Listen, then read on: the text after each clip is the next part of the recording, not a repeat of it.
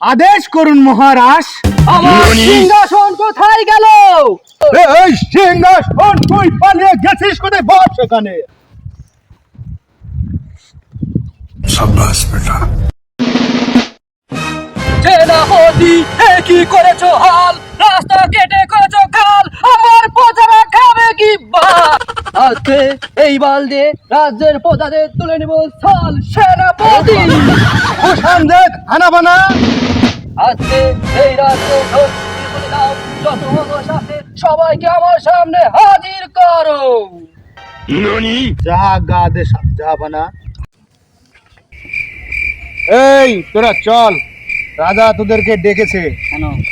ডেকেছে, তোরা চল চল। হাঁটে যাওয়া একটু মুশকিল। হেঁটে যাওয়া মুশকিল।